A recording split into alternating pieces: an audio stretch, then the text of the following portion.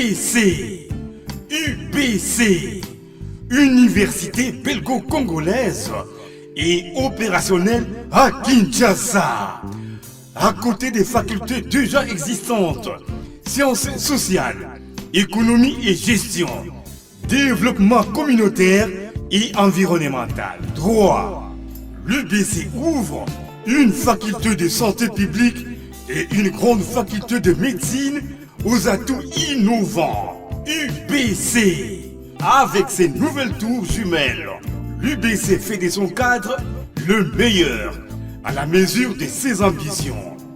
Pour une carrière réussie, pour faire de vous des perles rares des entreprises, l'UBC met à disposition une ferme agro-industrielle, une bibliothèque bien enchalandée, une salle d'informatique à la pointe du numérique, un cabinet d'assistance juridique et un hôpital performant doté des laboratoires d'analyse médicale aux standards actuels. Une télévision moderne bien équipée. UBC.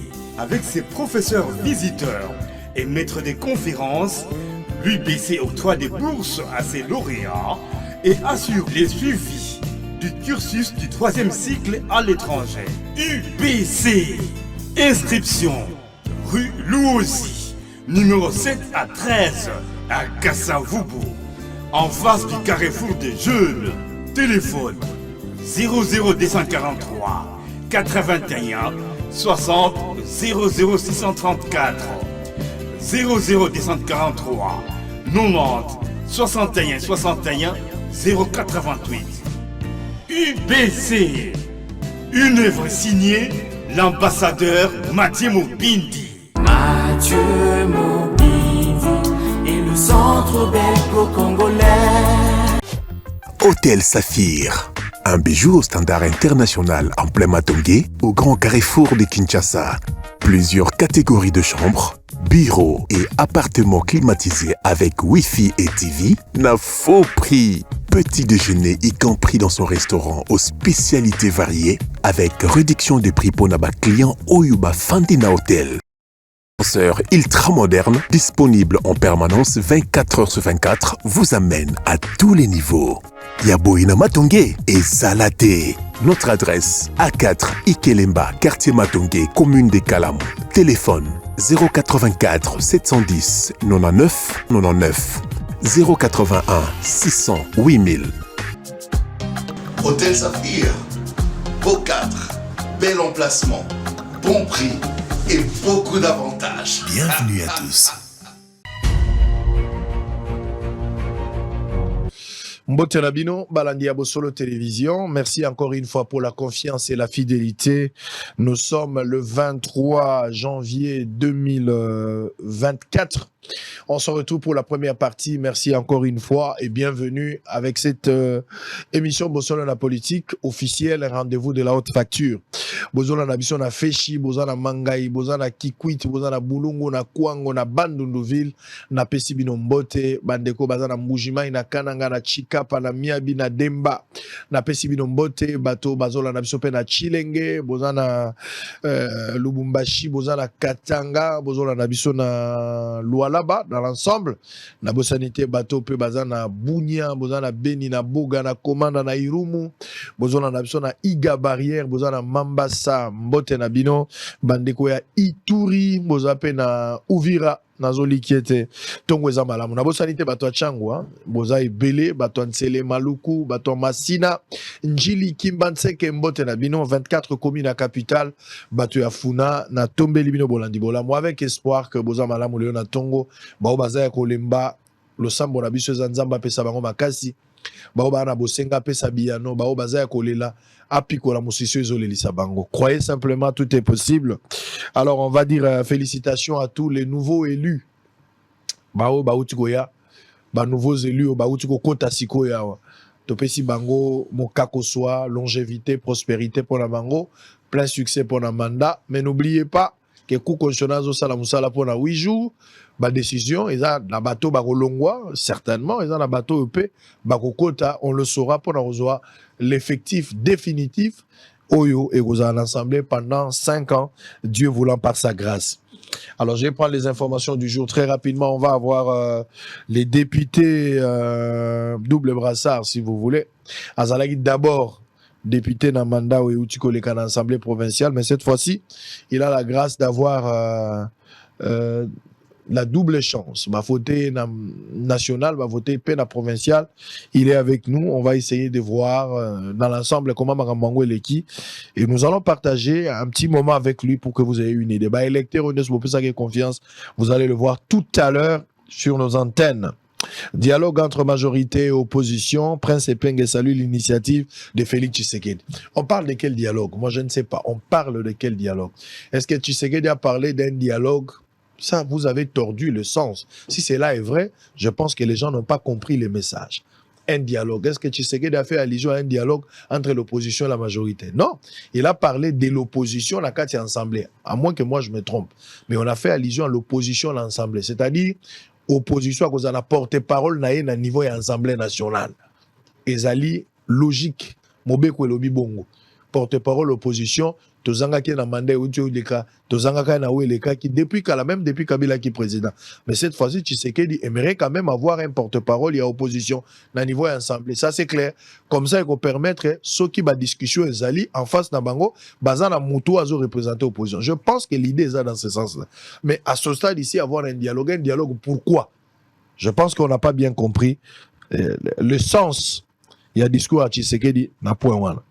RDC Maroc, CAN 2023, la FECOFA indigné face aux insultes raciste contre Chancel Bemba. Mais vous avez réagi en retard, vous avez attendu un jour après. Sécurité, la force de la SADC vient avec un mandat pour sécuriser la partie est de la République démocratique du Congo. On n'est pas là seulement pour sécuriser, nous voulons en finir avec le Rwanda. Il ne faut pas seulement venir pour sécuriser, mais il faudra déloger les M23, il faut mettre fin à cette hémorragie, il faudra sécuriser nos frontières définitivement. Rwanda va vendre pas na bango, biso peut vendre pas na biso, faire sortir ba mouton noir nyoso ba Malibanda. C'est ça l'objectif. Venir sécuriser, les FARDC sécurisent déjà. Il ne faut pas seulement appuyer la sécurité, mais il faudra déloger, il faudra mener des opérations et à Makasi, c'est ce que moi je pense. Le président burundais Evariste Ndayishimiye invite la jeunesse congolaise à l'esprit du travail et d'initiative. Législative provinciale, Denis Kadima demande aux contestataires de saisir de cours tribunaux. Ah, au série saisir les lots, moi je suis très content.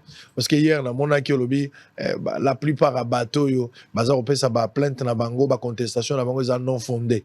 Je vous avais rappelé, M. Kadima, que vous n'avez pas qualité parce que ces gens-là ne se sont pas adressés à vous. Ils se sont adressés à la cour d'appel, celle de la cour constitutionnelle. Laissez-les libres, c'est leur droit le plus légitime d'aller dans la justice pour contester. Vous ne pouvez pas commencer à juger alors que Bango va s'adresser pas à yote. Merci d'avoir revenu dans la logique et comprendre que il faut les encourager, qu'il y ait la cause des tribunaux. C'est de là qu'on va lire de droit. Guerre dans l'Est des Républiques démocratiques du Congo, Branquer a courage, Tshisekedi a privilégié la voie du dialogue pour apaiser les tensions avec Kigali. Encore des dialogues avec Kigali. On va parler de quoi? Alors qu'au niveau du Kenya, de Luanda, il y a des accords Nairobi, les accords du Rwanda. Il y a beaucoup de choses qu'on a eu à faire à Luanda, Nairobi. Mais c'est resté des lettres mortes jusqu'à présent. Ce n'est pas que la RDC refuse d'appliquer. La RDC est de bonne foi de pouvoir arranger les choses pour que la paix est dans la région. En face, il y a un pays voisin. Mais le Rwanda, basa sincérité, ils utilisent, ils continuent à instrumentaliser, à faire des choses. À cache-cache, ils mettent des moyens, ils envoient même des soldats militaires, des militaires rwandais qui appuient de ma position, il y a M23 pour faire du mal. Et ça, vous voulez encore un dialogue pour parler de quoi? Moi, je pense que comme le président l'avait dit dans la campagne, que namini toza une option mingi à guerre. Tozo bonga makaka tobi que guerre est cause à la guerre. Toti ka la option à guerre, je pense que tokobanga na mwa moke. Surtout que dans mamba dialogue, c'est de là que Kagame essaye de jouer de nous. Moi, je soutiens la guerre. Mais il faut voir dans quelle mesure on peut le faire. Kinshasa, une centaine de Kuluna a transféré à la prison d'Indolo. Après Ndolo, il faut les envoyer à Kanyamaka CC. Ils ont du travail là-bas. qui les attendent. Ituri, plus de 10 000 déplacés vivent sans assistance humanitaire à Djougou. Il faut que le gouvernement fasse quelque chose pour assister ces gens-là. Ils ne peuvent pas rester dans triste sort na bango, alors qu'il y a tout un ministère qui s'occupe de la question. Il y a aussi de l'argent. Les pays ne manquent pas de l'argent. Sinon, qu'on a vanté un budget colossal après le travail de plus de 16 milliards, c'est qu'il y a encore de l'argent. Alors, pendant cette période, beaucoup à ça là pour aider nos frères qui sont de l'autre côté. Pour terminer, coopération sino-congolaise Kinshasa et Pékin prêts à raffermir les collaborations dans le secteur minier. Je reçois pour vous M. Francis Chibalabala, élu député national et provincial sur la liste de l'UDPS Tshisekedi et ancien vice-président de l'Assemblée provinciale de Kinshasa. En fait, il est sortant, hein, parce que dans le baquet présenté. Bonjour et bienvenue. Bonjour, Ndeko Sango, merci. To titre d'ailleurs, aux nos vice-présidents. Parce que notre salaire est remisé na bureau isoya, na bureau provisoire. Bureau d'âge, hein? Bon, bureau d'âge provisoire, tout ça. Sinon, bonne année. Merci, bonne année à vous aussi et à toute l'équipe qui vous accompagne. Voilà. Bonne année Penaba Congolais Nyonso, surtout ba habitants Tchangu. Bonne année Yamasina, bonne année. Tobetano lisolo ya Tchangu. Tchangu base na yo, Tchangu kisi na yo, Tchangu bolingo na yo, Tchangu nyonso na yo. Cette fois-ci, olongwe na lisu moko, okomita ta mapasa. C'est quoi la magie? Tobetano lisolo ya Tchangu, Tchangu. Voilà. Yona Tchangu zanine. Betano lisolo bayoka. Je crois que magie est simple au fait, hein. Oyebi biso toza ba oyo bandima na okishite qui existaka. C'est-à-dire secret à réussite et ça travail sur terrain, surtout pour ce qui concerne ba députés et tout, ba mandat électif. Oyebi depuis 2019 tant ba vota biso tozalai ka na terrain. Biso longwa tchangote. Tozalai ka na to garder proximité na ba électeur na biso. Tozalai kaka na terrain, on a fait beaucoup d'actions na terrain. Donc depuis mandat mobimba, to tikali ko pemate, to épargner té et population on a reconnaissante na ba action na biso, na lobité mbaloyo, tozo pesa au mandat national et puis tozo renouveler au lisusu mandat na niveau ya circonscription na Masina. Voilà en tout cas pour nanga eza résultat ya travail pendant 5 ans. Et na banda to continuer bongopé pour na 2028. Donc, ben lecteur ba que to garder même attitude, to za focus sur ba makambo to ebisaki bango to sala et yango wana pendant 5 ans à venir to za la PK kana bango et na banda population le roi zaranaï reconnaissante té akoye ba lisusu na renouveler biso lisusu mandat na 2028. Je constate avec le Congolais Batpazola nanga, c'est comme si Bao bazobima ba député. Et ça na critère à liboso, il faut za la mutu ya côté wana. Il y a mis balé fois za la mutu kabaratro. Mutu pe asala ibelé na quartier, c'est-à-dire ba problème na bango yemuta résoudre, ba pont, peu importe ma forme ba problème. Azali. Et puis troisième élément aussi de taille, et là que bazako voter pe moto ya yebani. Bakombo mingi les jours. Alors que critère majeur elinga kozala mayele oyo moto akoki komema pona ko bongola ba problème définitivement la place que bato basala ka bango bolambo à titre personnel bato bakoma na nyongo ko voter bango et là lokola ko somba moko indirectement une corruption qui cache son nom. Mais critère majeur, il y a maïel, il y a ma proposition. Et ils ont vraiment prôné la société, mais plutôt bateau, bakabakana, baoumson na lobinde, bazos à la soutenu. Votre lecture. Voilà, Nabanza Osali, une très belle lecture. Là, on a toujours que première législature, nde bamemara population en erreur. Tango bakendaka et pas population pour lancer la campagne, et c'est là qui bae bisabango moussala ya député. Malheureusement, bango, balakaka bango banzela, balakaka bango ba pont, balakaka bango ba bongisa ba situation na bango makambo ebele. Alors que en principe, c'est du ressort de l'exécutif. Député aza molobeli. Siko bango bakendaka bongote. Bon, peut-être peut ba adapter un discours na bango na situation miséreuse aux populations abandonnées qu'on traverser peut-être. Chikoyo etikali bongo na mental ya bakinois na mental ya bakongolais que député ataza na niveau te il suffit kaka aloba que na osay la bino boye na osay la bino boye na osay la bino boye alors que ça musala na été au monde abaye ko soutenir ye ndengo lobi makambo ya kokaba babilo wana nyonso. Mais biso par exemple totikala, moi je n'ai jamais tenu un discours comme ça. Et si ka nyonso na leka na banda introduction na nga liboso za d'abord koyebisa batu musala ya député zanini. Et biso au-delà il y a action sociale.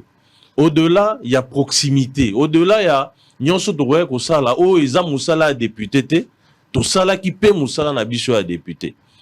Peut-être tu n'as pas l'information. Moi j'ai l'actif nanga une loi provinciale, édit provincial portant protection des emprises des routes et espaces publics dans la ville de Kinshasa. C'est le travail de parlementaire. J'ai participé à ma mission à contrôle parlementaire, etc. C'est-à-dire, d'abord Moussala député. Malheureusement, bon, peut-être dans le biais peut-être lié à la difficulté dans la société na biso, na ba cité. Ce qui n'est pas à soutenir. Ce qui n'est pas à soutenir, bien entendu. Parce que voilà, difficulté dans la que vous se retrouvez dans l'assemblée mususu, batu ba na niveau ya ozana ba assemblée. Et batu wana généralement ba kozara batomaye les problèmes. Au monde bango ba rappel belé. Ba kenda rappel mingi kota majorité, au monde bango na ba opposition te. Les ara qui sont pour Atomboli, qui sont contre Kitisi. Parfois yo quitté so moniga batu batomboli et pas tomboli. Donc Oroyana ba idée na yo lobby ba français milai na ba assemblée ba proposition malonga mais bango ba déjà na position na bango ye en attend réfléchir tête. Ye abi que sengela sala pont pour la sala pont on est force vraiment mo solo. So ba abi c'est 2000 mo réseau tambola ya jui na ye. Ay a keka na ndenge majorité on les okende. Comme conséquence na ba assemblée provinciaux nationaux tous wa qualité te bateau ba koki ko aider mboka. Voilà. Na ba makanisi même en termes de proposition, il y a proposition législative par exemple, même ba contrôle mambo belé sengeli parlementaire à ça là. Au sala ngona banani parce que nous sommes entourés des gens au bazar mingi pe bana ba faire. Les qui députés comme un peu cop. C'est-à-dire que Aïbi que a dépensé na mbongo na ye, ba voter a commis député, Aïbi ndenge ni na récupérer en haut. Lui ne vient pas pour servir. Pour na usala musala au député sengela sala, mais il y a yende ceux qui cop mo ezali mbongo ezali a azu na mbongo. Ye a tchara na problème te. A voter ka ndenge bo pese la ki mbongo wana. Ce sont des choses où personnellement et c'est ça là que moi je vais faire une proposition donc une assemblée nationale par rapport il y a le électoral. Alors mais justement pour que batoyo bandenge bachaka il faut une attestation il y a 5 ans dans le domaine politique tout social il faut vraiment diplôme minimum mais à la ta licence. Je voulais qu'on en parle tour le bela c'est que moi je pense et n'ayez organisation surtout dans un besoin d'idée non sur la révision de la loi électorale parce qu'il y a des problèmes sérieux dans la loi où ils allaient tailler sur mesure peut-être pour satisfaire un groupe d'individus. Mais les loyaux, même loi, on a tous subi les conséquences. On va en parler en deuxième. Mais avant qu'on y arrive, tout le banano, votre bilan, parce que les loyaux zongi, vous a, député au bazo kota sika, bazala enjeu mususu, par rapport à bino batupe boutaika. C'est-à-dire pour la bino, d'abord il faut défendre oyo sosalaki pour avoir la confiance pour la deuxième fois ou la seconde fois. Mais pour na bateau babandi sika eza komeka chance bato bazo miser na confiance moko aveugle ya moto ba éviter capacité mais qu'est-ce qu'il va aller faire là-bas qu'est-ce qu'on peut retenir en actif na yo parce que assemblée provinciale il y a Kinshasa et se retrouver dans ndengo toza lelo boza en débandade de l'autre côté boza na président ou azalaki déchu bolongola président Kenda Luka Zonga azaka na balabala de l'autre côté gouverneur a eu de problèmes. J'ai appris que Ngobila doit être réhabilité. Si pas aujourd'hui, ça sera demain. Bah relever option, bah relever sanction au Peter Kazalachaki. C'est l'information à ma possession. Ngobila zonge la poste. Un peu de désordre comme ça. Mais Yomo Kozalaki vice-président. À un moment donné, même temps, Godem Poyazaki frappé. Yone Mutotika la Kiwana, intérimaire, jusqu'à ce que Toko Manamokolo Alelo, n'a évité ce Godan Wazonga to Azongate. Mais toi, le Bélanan, yo en tant que député dans Moussala, va te compter sur le plan administratif, Ngozaki vice-président. Voilà. Nabanza, en tant que député, obi député d'abord, tant aux autres vers population, et Sengeli Oyeba, d'abord, bah besoin, il y a population, bah problème population ont rencontré. Net Bissonga en tant que député, j'ai eu à faire beaucoup de plaidoyers, surtout dans le domaine sécuritaire. Insécurité à Bakuluna. Tolobeli Bakondimba lebele, mais on n'a pas trouvé des solutions efficaces, des solutions qui se sont inscrites dans la durée. Yango wana nazora likanisi ngai moko pona moraliser bana wana. Ezana batu musu balobaka chibala balaza asolaka mingi na Bakuluna. Moi je suis leader politique. Naza leader d'opinion. Bana wana ngai na solana bango mingi pona ko conscientiser bango ebele batika kikuluna. Soz une entourage nanga bato bara sécurité civile nangai. Baza ba ancien kuluna ya sérieux. Dans ce peu balobi que basa l'action moro boye paralysé, tout sera paralysé. Na moraliser bango na bisi bango omoninga na jeune loro la bino. Nalandaki tolia baboti, nalandaki nzela kelashi nde na komi o ngalaza. Bino bo considérer que vie na bino esili. Boland exemple nanga, c'est maintenant qu'il faut commencer à construire vie na bino. Et belé batika, j'ai conscientisé beaucoup de jeunes. Et ça na ba coin oyoyo, kulu ne banda kobunda mamikolo nyonso. Et si là, grâce na biso. Et oro kitana machine à vérifier yango. Au-delà de l'aspect sécuritaire, tolobela makambo etali banzela. Biso balabala matankumu na son fil. Balabala on a kotisango même na budget à ville à Kinshasa, mbala misatu. Mais batika li kosala yango te. Député aye à lobeli, soki exécutif à salité. Est-ce que ça problème à député? Surtout que Boroki peut sanctionner, mais il faut poser la majorité dans l'Assemblée provinciale. Si bon la majorité te Boroki sala et l'autre côté. J'ai même vu dans le niveau provincial, on a DG à OVD. Pour nous plaider pour la balabala. Malheureusement, salamité, le rôle de la population, bango moko, habitant à son fil, balobino, on a vu ce que tu as fait. Yango on a toujours payé au mandat à mi balé. J'ai été reçu par les notables. Babito payé au deuxième mandat pour que tu continues musala au to banda qui na yo elongo. Tolongo on a balabala roi Baudouin au to benga bolenge. Balabala on a sur salameza grâce nanga. C'est vrai, il y a eu peut-être implication belé. Mais nga na tambola na balabala on a na poto na kenda na mona DG ya OVD.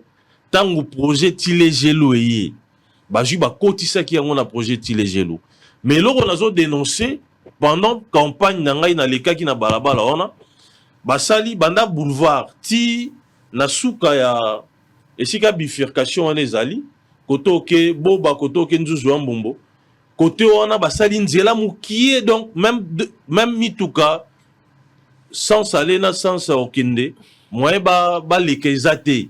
Il faut que freiner les colons. Donc, on le rôle à sens cynique, alors que mon solebima qui est belé pour na balabala.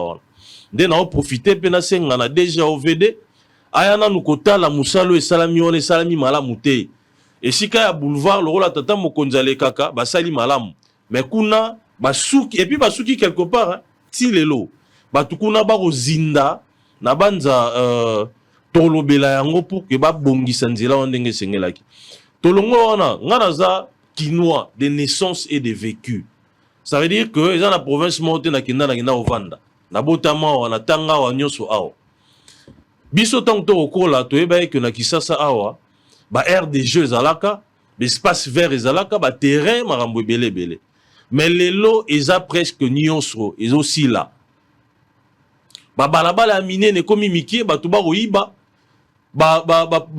Nini bato ba occupation précaire wana ils ont comme définitive au bon mutu ba pesa ki mo esika pona sala mo elo ronae à la tongimba mo matériaux dirables calbitus yangwana be calbitus yangone limo ba terrain ya ba le kutu kolobate nde tozwaki likanisi ya osala mobeko moko ezo protéger l'espace public ba en prise de route nyonso wana mobeko wana eza edi 0001 gouverneur a promulga yango. Et tout ça là, on peut rebattre la espace na biso bana Kisasa, biso tozo kola tozo kendo vieillir, mais bana na biso bazane sika o sakanate. Ndebo moni parfois les enfants ceux qui baza occupés pendant ba vacances, ba okutana na mwa bekiri ba romo bongola, ba romi ko kanisa makanisi ya mabe pour que ba botola rabatu basala batu makamu. Au-delà ya classe, même pendant les vacances, les enfants doivent être occupés. Les enfants doivent se récréer, mais ben sika on ezalité. Et grâce à Edi, on a na bande à lango pe suivi pour que to batte la moi espace etikali et l'État peut récupérer l'espace vers où nous sommes occupés wana et zonga na domaine na ezonga na ville et que population ba jeune bana ba na ko profiter nango au lieu que ça la spolier ndenge ezali spolier lelo nde na sala ki mobeko wana c'est-à-dire musala na biso ya député to sali yango ba moni que toke na ba action sociale. Moi j'ai un centre de formation na cadre ya régler problème ya ba kuluna toyebi ke bana wana baza occupé te bazui chance ya okende kela cité tant tozo moraliser bango tozo yebisa bango que na mikili ya poto batu batanga resu ba classe milaité eza ba formation mais ba formation wana bazo futama malamu kolekana batu na biso basala bana ba diplôme belé boye ko la métier na sala centre formation nga oy formé bane belé ba papa ba maman ba oye ko la gratuitement ba futarata lo meilleur mon côté gratuitement tout est ko coller 3e promotion la veille à élection et 4e promotion bazo banda na fin du mois parce que tu marqué un mois pause et tout ça la yango lisusu pendant 5 ans et ça contribution na biso pour que ba kinoa nyoso bazala au moins na eloko basalaka au lieu que ça la tout le temps faire la manche côté malaba balabala ko be la ba prezo marambo belé mais ba yekoli métier abandi ko sala musala na ya komi indépendant a komi autonome azo s'occuper na libota na et puis azo contribuer même na budget à l'état parce que bandeko wana ba bo sa mo établissement na bango bando futa mo ba taxe marambo belé zo kota na caisse à l'état et bongo nde développement yaka bongo nde bo mona que même ba kuluna o ba ozala soumingi te soki ba leader nyonso en dehors ya l'état c'est vrai que eza musa na biso te mais en tant que acteurs sociaux toza pe na droit ya osala yango toza ba politique toza pe acteurs sociaux soki l'état azo sala yango eza malamu mais a continuer ko sala nde na lobaki naza na loi nango na omema na assemblée provinciale par rapport ya formation professionnelle obligatoire pona ba démuni pona ba indigent l'état aza na ba institution loi ba INPP awe ko décentraliser yango na ba district par exemple parce que muto ana mbongo te parfois au foot à transport azo ta maluku akende INP pas au kokate ba décentraliser yango pour que ba indigent o azana détenteur ya attestation d'indigence na indigent a memi yango ba inscrire a ju formation na au félé tout a pour la filière yemoko a ju formation na au félé mais l'état zo landela possibilité rozala le roi INPP a financaka moi ba makanisi ya bato INPP ba ko tala bona domaine oyo ba ko ko financer bango asali moi maison na ye et l'état zo landela ye tant au futaka ba taxe l'état azo récupérera mbongo na ye malembe et je crois que ceux qui to sali yango on va régler un grand problème il y a chômage aux lelo et puis même ba insécurité ils a dû il y a oisivité il y a ba jeunes o ba osala musala mon côté amona ndenga o vivre te azana moi chéri na ye il faut mela masanga nde ba ko sala ba biloko wana ba kuluna ko botola batu ko kata batu pour que bazwa mosolo. Est-ce que vous êtes satisfait na bilan na yo? Nana très satisfait parce que en dehors de ça j'ai réhabilité 2 écoles officielles na Masina les grandes écoles o ici Koufaki déjà et les loba na ba otanga na ba conditions malamu ba école o bana ba si ba kimaka mais les lots bana ba komi et belé ba otanga gratuitement grâce à gratuité enseignement. Je crois que il y a pas un député ezala na Tchangu ezala na Masina azana bilan o ti balabala zanango pont ba msu basali ba pont mais comme moi j'ai réhabilité 2 écoles officielles il y a minene na réhabilité yango na bakisi sous baloko na tongi ba bureau na équipé yango et que bana na biso oyo baba neko kende classe te parce que il y avait pas un cadre pour na yamba bango lobby baza le roi ba cadet ya ba kuluna ba continuer au salaire insécurité bana ona ba otanga et grâce à tata mon kondi pas lobaki que gratuité so matati na secondaire c'est-à-dire que bana ona ba profiter na formation ona grâce à mutumora bongishira ki bango etelo et je crois que le bilan il est très positif parce que en termes législatifs j'ai une loi. En termes de contrôle, j'ai exercé des contrôles dans le cadre de l'institution Nabiso. En termes de représentation, nde musala député na représenter ba électeur na nga masina na makambo nyonso oji ba école ISCOM na kotisa yango ti na budget pour que ba réhabiliter ba tikali ko sala yango. Je suis descendu personnellement ngai action na ngeza plus sur la formation, sur l'autonomisation de l'homme, de la femme, etc. Chiko formation on les a formation on a ndenge ya olakisa batu métier na formation ya ndenge ya cursus normal. Et formation on a et ko kozala malamu kaka soki ba cadre pour accueillir bana et zape ko répondre na ba normes et que bana on a batanga na ba conditions malamu. Nde yango on a cheval de bataille na biso to sala ki yango na mandat liboso to continuer lisusu na deuxième mandat. On va plaider il y a liboso pour la réhabilitation. Il y a des écoles, réhabilitation la construction, parce que les gens ont des écoles moussoussou, les gens ont des espaces à mounene. Alors que tous ont un problème à bas locaux, parce que gratuité, bah des belés, plus de 5 millions à bana, bazongeli kelasi. Ceux qui bobaki si 2-3 locaux, na sali na bandingambote par exemple. C'est-à-dire qu'on va régler les problèmes où il y a pléthorique. Ouais, il y a pléthorique, voilà. C'est-à-dire, réhabilitation d'abord, il y a des écoles officielles, Nyon Suzanne district à Tchangou, pour équiper pour que bana batanga na conditions à bien. Et deuxième mission d'Angaï, un mandat où on a zozwa, les alliés a plaidé pour que Batouba profiter, accéder à la formation gratuitement pour que base à la utile dans la société na biso au lieu que bava na rakosenga ka kosala kikuluna. Obimi député provincial, Obimi député national. Félicitations pour nango na Obimi tata mapasa. Merci beaucoup. Ali Kelembolier mitumi balé. Tolo bana langage biso ba kinois. Mais la grande question, ça c'est à titre individuel, je ne peux que vous féliciter. Puis, électeur, vous allez fier pour un travail personnel ou individuel dans le niveau de l'Assemblée provinciale. Ouais. Mais aux allez qui vice-président, mais en même temps aussi aux allez qui peut député pour voir nayo peso compter na ba motion, na ba vote union sur ça là aux allez participer à compter. Quel bilan, quel thème. L'Olendoni nous a pendant le la ville à Kinshasa de la manière cette assemblée a travaillé. Les villes à Kinshasa n'a n'engé en Là, je parle plus de vous, à titre personnel.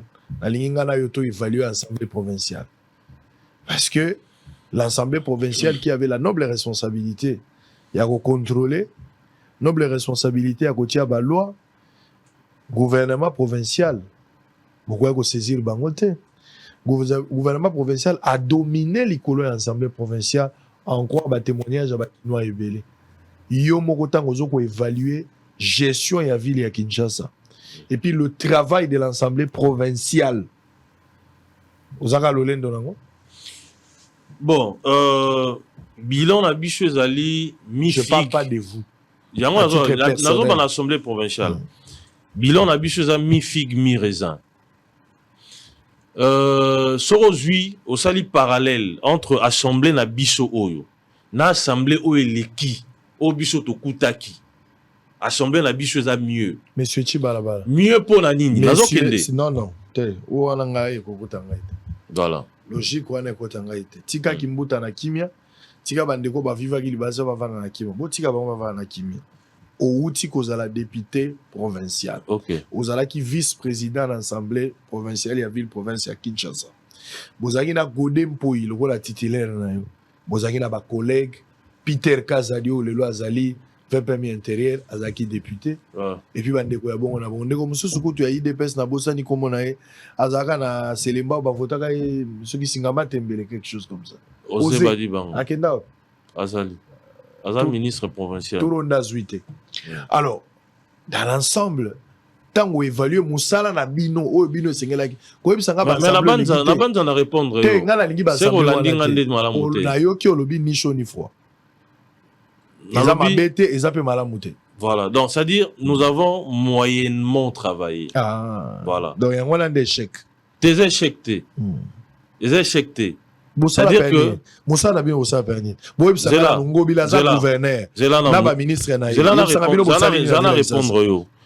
Et Sengeli d'abord Batoubaye ba comment les assemblées délibérantes fonctionnent. Assemblée parlementaire et fonctionnaire ndengenin. Ba na ba assemblée d'abord tous ala na auto bengara majorité, na auto bengara minorité. Bissoy de pes. tozalaki minorité na assemblée provinciale.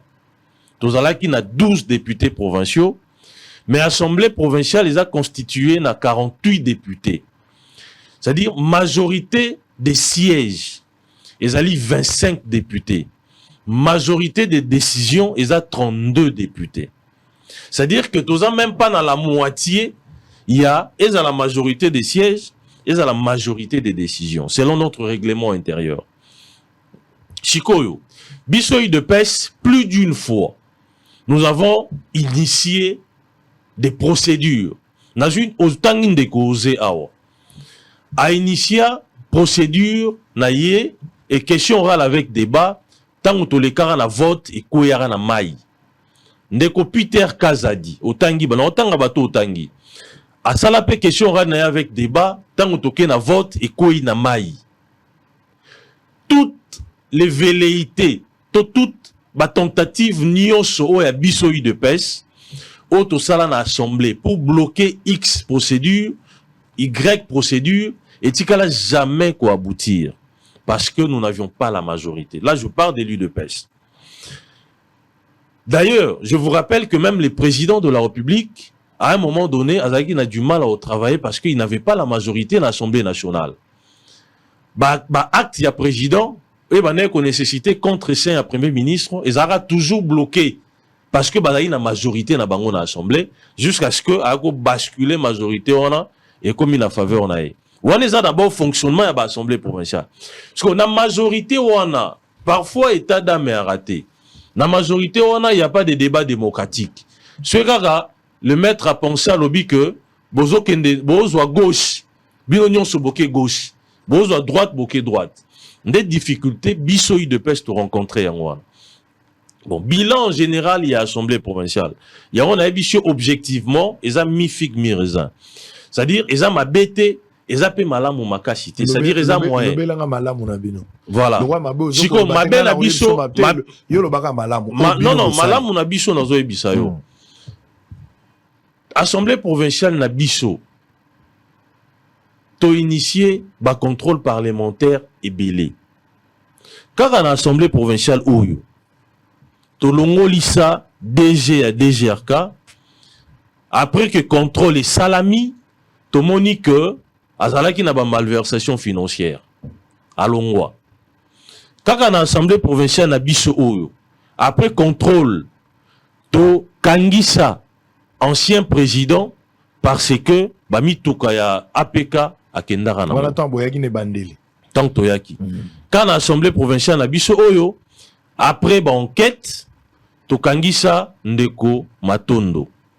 Azalaka ministre. Yango nazo bisayo te mais papa. Bino Soki... moi je parle de la gestion de Ngobila. Mais zakaka biso. Non, Ndeko Chibalabala, cher honorable Tata Mapasa. Chiko ezaki banani. Ezaka biso. Na lobby ezaki facile hein. Ya ko attaquer. Vous savez Alingeta a eu de sérieux problèmes hein. Tigana font la parenthèse. Quand Alingeta a commencé son travail nouvellement nommé Alingete, lorsqu'il fallait s'attaquer à la gestion yakala, bamiibi yakala, ya régime yakala, bateau bazala qui cité na kati ya ba fraude, détournement, na ba dossier à deniers publics, Alingete avait eu du succès dans cette histoire et puis avec une facilité au Kenya, azwa qui pompe makasi. Mais lorsque Alingete a tourné le visage, il le regarde maintenant, le regard naïe, et comme il fixait vers l'UDPS. Et comme il fixait vers l'union sacrée, c'est de là que l'IGF a commencé à avoir des problèmes. C'est de là qu'on a commencé à discréditer le travail de l'IDPS. De l'IGF. De l'IGF, pardon. Balinga qui IGF a attaqué Batouakala, mais entre Bango, il y a eu des... Le président a reconnu qu'il y a eu des erreurs, il y a eu des vols, il y a eu des détournements, où l'IGF a eu le travail titan, il y a qu'à défendre, il y a qu'à dénoncer, qu'à ça, là-bas, rapport. Mais pas si IGF et tu as eu des pèses, pas si IGF et tu as eu union sacrée. Donc, de même avec Nabino. Bozaki dans la responsabilité, il y a quoi attaquer bateau balikaki, bamatondo, batunyo solo, babarogen singiona, ezaka bateau akala. Vous aviez en face de vous un Gentini Ngobila avec son gouvernement, Néron Bongo vice-président, Nani vice-gouverneur, et après Jekoko aujourd'hui. Parlez-moi du bilan de Ngobila. Qu'est-ce que vous avez fait dans le contrôle parlementaire pendant que Ngobila était gouverneur? Toza pas lobela biso président. Je crois Zélan non Zélan on a recadré nan. Allez-y. Moi je suis pas venu ici pour parler du bilan Yangobila. On a un exécutif té. On a porté parole Yangobila té. Travail na bino vis-à-vis na ye. Travail na biso président na biso nde engagé institution. Président Godet té. Azati le président. Aza président. Azati lelo. Aza président. Azati lelo. Maza président non maintenant nous to sali remise et reprise té. Azongela da musala. Azongela déjà. Ici là. Ah ici là. OK. Voilà. Yem to engagé institution. Yem to signer ba ordre de mission nyonso na ba kenda na ba ministère, na ba régie financière, na ba service public ya ville. Les députés ont travaillé. Mais chikoyo, soki ba député auto tindi na terrain. Ba elibiso rapport ya ma BT. Na sens que voilà ministre boya détourné. Gestionnaire boya sali boy. Biso toza bureau tozo c'est la rapporte. Et puis assemblée a adopté rapport wana. Soki bango ba ko ebisa binoté. Bino boye ba ndenge nini ke ba détourna ki ba ibi. Eza lokola non dans exemple moko eza lokola yo ozana ba collaborateur na yo otindi bango na terrain ba kende ko couvrir ba activité eke bango ba elio eloko oyo yo bande ko zelate ba biso ke to moni yango te yo koye ba lolenge kani tous les rapports que nous avons na bureau na biso eza na rapport moko te expressis verbis et incriminé gestionnaire moko. En tout cas on n'a pas vu ça. Moi personnellement je n'ai pas vu ça. Ti ngobila silisi na batuna. Ngana moni yango te nazolo balangai. Nazolo balangai ngana moni yango te. Bato vice-président. Voilà, mais vice-président je suis au bureau non. Si oyebi. Voilà. Bato ba kitaka na ba terrain o ba kendaka ba mission wana. Ba ebisi biso te que ngobila sala ki boye, mutu kinganja sala ki boye. Et biso na niveau na biso to sa nini. C'est ça aussi le problème.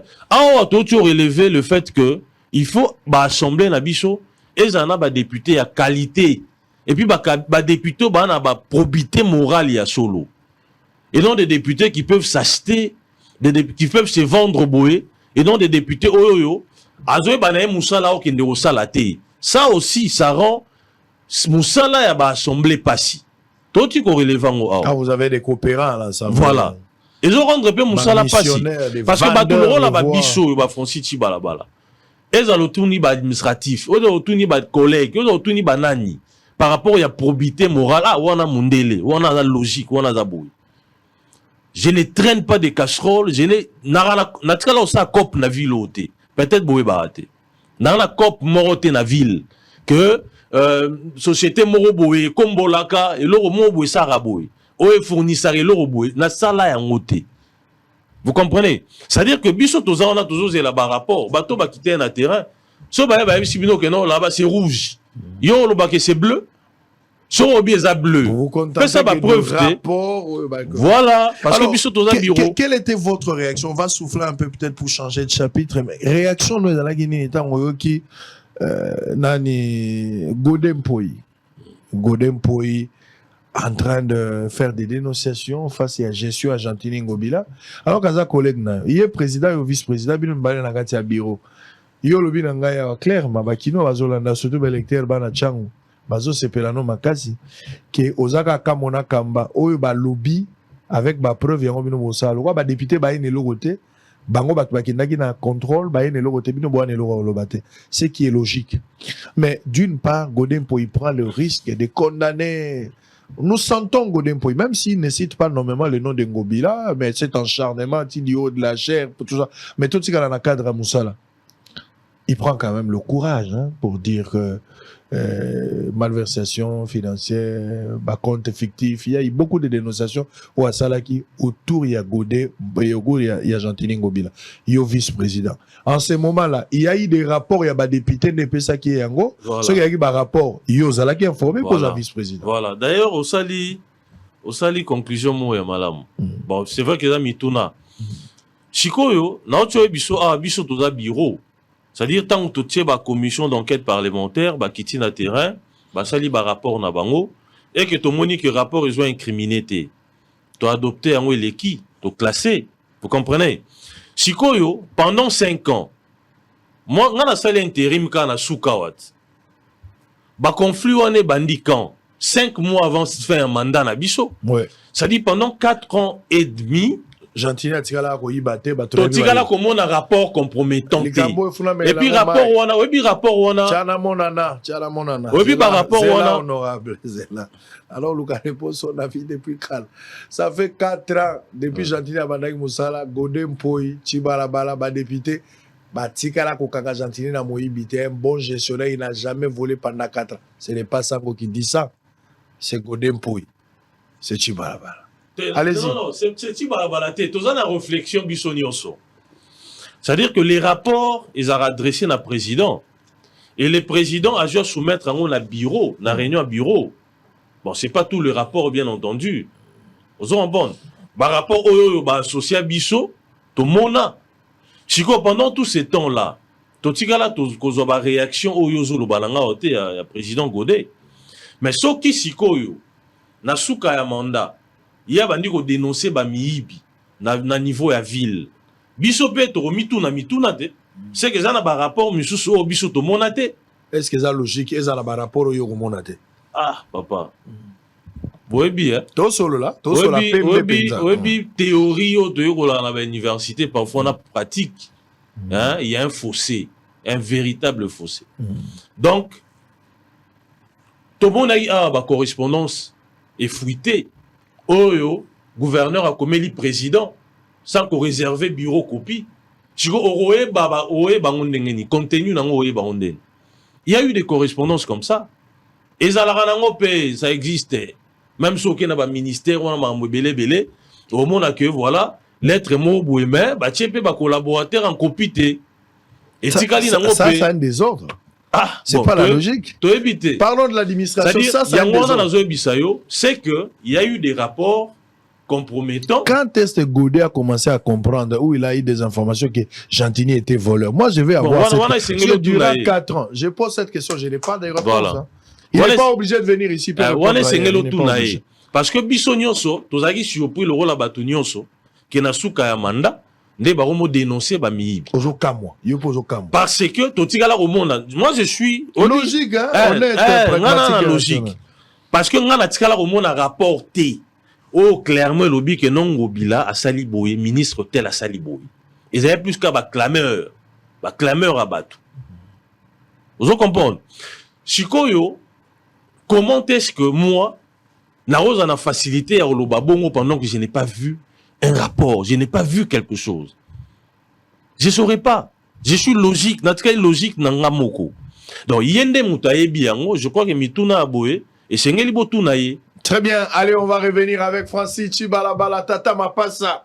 Azan l'avantage nali que l'imbalé mitumi balé. Ali à souka mais à tondoli pe mutaliboso. C'est ça l'avantage. Allez, on saura. Mais c'est comme s'il y a un acharnement contre Gongobila. C'est comme s'il y a un acharnement dans la ville. Je pressens, hein. Les prophécité d'autoté, mais là, c'est comme s'il y a un acharnement. Et ça passe pas. Ngobila peut quitter gouverneur, tant mieux. Il a fait son mandat. Atiral na 2 mois, il va organiser l'élection. Ce que Simbite, il va ailleurs. Congolais, Kinois, Nyon, soyez bien évaluation et gestion et Ngobila na Godem Poi. Tu peux dissocier Bangote, Bango, Nyon, va travailler ensemble. Tu es bien assemblée provinciale, on a Moussala Nini Basali. Tu es bien côté Argentine, Moussala Nini Basali. Tu es quoi apprendre. Et puis, ti le lo ya mandat. Alors que nous, on attaquait Ngobila Sali, le Goboite, Ngayo, Yona Bandelia. J'étais encore na Congo Web. Je n'appelle si Chabani Mbote, place à Zali. Ata Zolinga Kouya, visiter le studio, aller quitter Poita la Moussala Ndenge. L'enfant fera mieux que son père. Mais elle a apprécié Mbote, place à Zali. Bon, ce qui est vrai, Nazaraki Nanukuna, Oyebi, Tozaki Nabakwa, qui une fois, toi, tu es mon frère, une fois, tu es même presque la justice, Nayo. Naba Peter Kazali, aujourd'hui, fait peine. Tout ça, c'était parce qu'on attaquait Ngobila. Tu te souviens, là, Babilo Coin. Bon, on a attaqué Ngobila, on a quitté la justice. Bafoninga, à l'époque, c'est Godin pour qui a porté même plainte. Pourquoi moi j'ai attaqué Ngobila, on a attaqué gestion, tout ça. Bon, Bango Websina qui Ngobila, mon santou, Bamoni Maben a été, après vérification, en tout cas, il a été lavé par les sang, c'est quelqu'un qui s'est. Pendant Tanyon Sowana, la durée à Tanyon Sowana, Moutoumoko Tatikal Kobambe Ngobila. Ngaï Israël n'a pas Ngobila jamais. Je me rappelle Ngaï, Edmond Izuba, et puis Yves Bouya. Le 3, on a été envoyé en justice pour la Makambouane. Ni tete babar poto na biso tozaranango na ba ya kisango boye donc ezaki mo apasi. Mais on est parti là-bas, justice patanga ki makamnae, justice amoni que tozaki na biso na raison, justice atika makambo wana ndenge yango esalamaki napesi mpe bamagistrat nyonso mbote place bazali mpona honnêteté intellectuelle na bango na kati ya dossier wana mais na sikoyo nazokamwa 4 ans mpe ngobila komi moyibi vers la fin nazo comprendre te alors que président mpe ayebaki te vice président ayebaka mpe te balettre mosusu ye azalaki mpe informé te ngobila azalaki na baplateforme mibale ya tia awa soki acpa na adip lobi na bandal ezalaki matata bato nyonso na bandal kotuna nga question te koloba na nga te osango poko yo kotuna nga question te ngai te bato ya bandal bazo réclamer les jeunes messieurs qui se nomment monsieur Levi Mpai ti ba recevoir baza ko revendiquer mwana mbali wana zwaki ke kombo na etata mokuta yebisinga lobi ke kombo ezalaki ti ba umeli na butu kadi mazo umela wana ndere ba changer kombo tata mo mtazolo bangai te na yoki eka na bisie papa bakaboto bango kia digibeni na cheka alboko. C'est comme s'il y a un acharnement contre Gentini. Même si Gentini partira, mais il ne peut pas être payé comme ça. Laissez quand même Gentini un peu calme. Si vous pensez qu'il y a Iba Imbo, on a gestion, on va député Bazar Wanimba Salayango. Ngai n'a qu'une justice parce qu'elle a attaqué Gentini. Et puis vers la fin, vous voulez maintenant changer les choses. Gardons les mêmes discours. Vous gardez les mêmes bandes. Laissez un peu Gentini calme. On l'a suspendu, il n'a pas été à la hauteur. Moi, je n'entre pas dans ce conflit, mais j'ai appris qu'il sera réhabilité à Ozong de la Poste. Je connais Gekoko personnellement, je parle avec lui. J'ai toujours été au milieu quand ça ne marche pas. Même Gekoko, je parle avec lui, je lui dis que ça ne marche pas. De la même manière, quand Gentilio, ça ne marche pas, Toza Bandeko, Monoko Moko, famille, même génération. Mais nous étions en justice. On se rappelait dans l'émission de Sarah na Congo Web. Tout ça qui n'a période de sur le latin. Alors que je suis très content que Dieu nous a aidés. Toza Malam Toro Bigana Kimia. Parce que moi j'ai attaqué, bango bazaki na défense. Et puis les lots soit web sanga que Gentini qui m'a ben asuka. Tika population évaluée m'a ben Gentini. Bino na bureau et assemblée provinciale ba député muto fonga mon côté. Gentini azama bete. Tina suka. Botika biso ba kinois, biso ne ba victime ya Jésus à Gentini. Nous ayons le courage de dire que Gentini n'a pas été à l'auteur. Biso ne toko critiquer Gentini. Mais bino bureau ko sala ngoti. Rentrée académique à l'UPN. Et ça m'a gilobi. Botala et puis on revient juste après.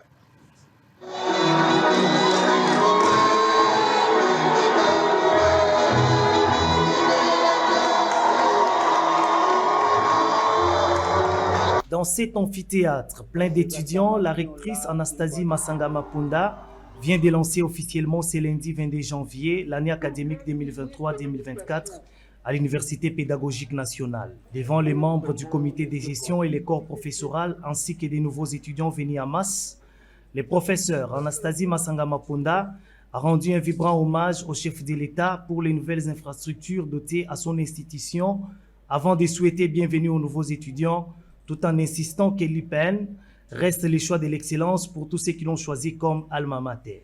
Permettez-moi avant toute chose d'exprimer au nom du comité de gestion mon infaillible reconnaissance à son excellence Félix Antoine Tshisekedi Tshilombo, chef de l'État et grand chancelier des universités et instituts supérieurs dont l'action dans les secteurs de l'enseignement va au-delà de nos attentes.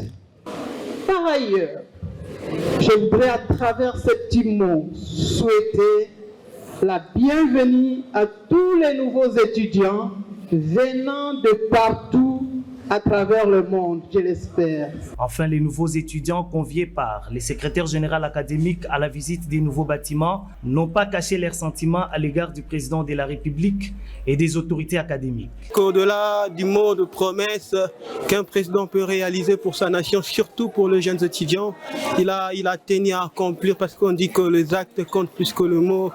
Beaucoup de félicitations premièrement à son excellence, président de la République démocratique du Congo. C'est vraiment une grande joie pour nous. Nous allons nous tâcher de pouvoir entretenir ce bel et bon auditoire que nous sommes en train de voir. Ça nous fera plaisir, le confort et tout, ça va nous permettre d'être à l'aise. C'est très beau, c'est joli. On leur dit juste merci pour les bâtiments et le confort. Notons que les nouvelles technologies de l'information et de la communication dans l'enseignement à l'IPN et les premiers cours dispensés par les professeurs Idrissa Azoumani aux nouveaux étudiants tous rassemblés. Très bien, merci beaucoup. Allez, tous la balai au part. Hein. Cette fois-ci, tu es bien, Moussale Salama, ba Congolais, ba bois bino ba fleur, pe toujours pour encourager bino. Il faut tout gagner match. Ceux qui te gagnent match, tu te loin pour tout ça, on a 2 points. Donc, tu retiens Maïle, tu retiens courage, total. Mais bon, Bansara, ba Méchac, ou Araba, Banana, ba Maïle. Vous avez suivi les matchs? Banana, Méchac, non? Donc, Méchac, bon, ba Méchac, ba le roi, Isco, ba joueur mo ba ko timing na ba 70 minutes. Tant ba équipe tant ba défense et lembi. Des ba rasko na énergie wana pour que ba créer moi hein ne tigande des arrêter ngamba voilà. Soit bandi ne bandeli bon. Non na mona vraiment te performant du début tinasuka. Si azalaki na ba biloko ezaki ba chan, bango ba topesa ba coupe ya ba chan toujours gat. Mais chaque wana suka, soka koti de boya la liboy. C'est un mois libre en terrain. On va 20 minutes à souka 30 minutes. Toujours bangelande bakambu. Apparemment en forme apparemment. Tout un leader bena makashité. C'est qui est vrai hein. Pour la finition. Ouais. Na habité ceux qui font la zone de la terrain. Na habité ceux qui font la zone de la terrain pour sauver Mboka. Mais trop tard la gagne. Tibalabala Francis. Alors, Assemblée provinciale. Tout le bela makambouya. Loi électorale on a l'Obakia pour terminer. L'icanissi nengo bandai ko développer, moi je suis tout à fait d'accord. Batebele bazo mona ki loi électorale les a vraiment ba costume moko taillé sur mesure pour l'avantage il y a quelques individus et qu'ils ont pénalisé Batebele mais ils ont favorisé peu Batebele oyo ba koki ko mériter te ko za la favoriser na ndenge wana. Au lieu batuni so ba courir na même pied d'égalité. Ce qui il faut ba retoucher, ce qu'on a d'accord que ba retoucher loi électorale. Biloko nini omoni zo énervé esprit démocratique na biso. Voilà, na yambona répondre na motuna na yo et sengeli na pesa moi contre vérité moko wana. To silicide na makamba. Tena eloko wana. Te dossier na biso na yo na justice, bon assemblée bureau et assemblée na yo ezala te par rapport à gestion ngobila. Ezala par rapport à ba accusation moko ya surfacturation ya bâtiment. Peut-être au Bossani Bamboul et les Kébélé. Bâtiment vendant ton voilà. Barbe que de surfactura qui, ndé angwana biso to kende na justice pour que, bon, mais ma preuve, il y a surfacturation. Mais je reconnais quand même que, Bozala qui parmi bateau, bon, on a critiqué gestion. Exactement, voilà. On a été sévèrement attaqué sur ce point. Par rapport, il y a Moutuna Nayo, moi personnellement, Tolobara toujours que une loi, la loi est impersonnelle. La loi vient répondre à un besoin. Batoyo, Bayaka, Bazara à l'origine, il y a Mobeko wana, ba initiateur nango, baloba que, ba parti politique, ezali kosala ma mikolonioso, ba parti politique et l'équipe, on a plus de 800 partis, patati patata. Et que stratégie na bango ezalaki, ba kotisa seuil, système ya seuil ya recevabilité, na seuil wana ya attribution ba siège na niveau ya loi électorale pour que et kata hémorragie wana parce que tout ça la démocratie boye ko pekisa monto ça la partie politique n'a été surtout que ceux qui ont remplir ba condition il y a existence il y a parti politique il y a constitution à parti politique ndeba salaka likanishi wana sikoyo nga personnellement nazo mona yango mabete. Mais si ko difficulté to zalaka nango na otyo lobela nga naza na mibeko na tie po na ville à Kinshasa. Pour la combattre la espace public ba en prise des routes nyonso wana. Est-ce que mibeko on les a vulgarisés? Ça c'est le travail exécutif, le travail ya biso pe ba parlementaire. Te ba la vulgarisaka mibeko o biso tozo voter. C'est que moi j'ai compris parce que dans l'anda qui même ba professeur université bazolo banalani mususu alobi ngana zaki mutazana 2000 voix ba proclamer mais muta 5000 voix ba proclamer été.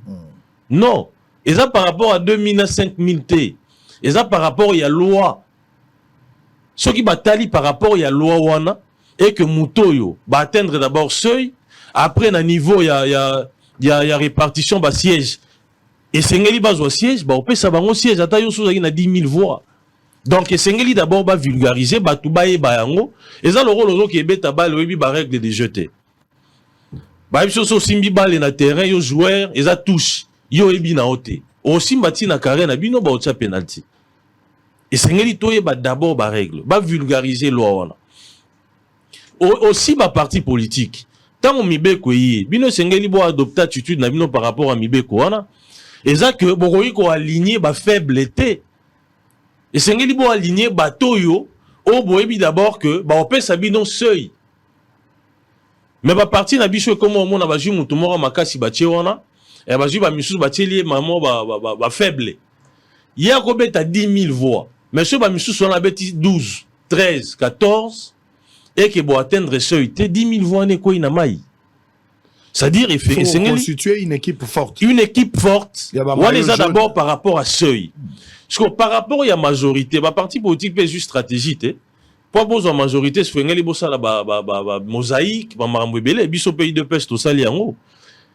Na mosaïque wana pe esengeli ka ate que bochara muto makasi moko bola aligner bato ba makasi nde musala ba parti politique et bandaro sala lelo parce que les prochaines élections va préparer ngonde lelo tant va proclamer ba premier résultat bo bana déjà ko luka ko créer ba leader na ba coin ko créer bato boyebi que non muto na masina toyebi que masina toujours na 5 personnes forts ceux bo aligner ba ngata na ba mosaïque boyebi que tozo ba siège et non ko aligner bato parce que ba petit na bino parce que ba makangu na bino parce que ba pesa bino bambongo neto se retrouver dans ba situation oyo bato ba oganga o to kende ku to sala boy et belé ba débouter ba on a cour wana yo ke na cour soki bo atteindre seuil té comment on gain des causes et ça soki bo atteindre seuil et que bozali éligible était na ba siège ba attribuer bino ba siège atozo ki 15 000 voix.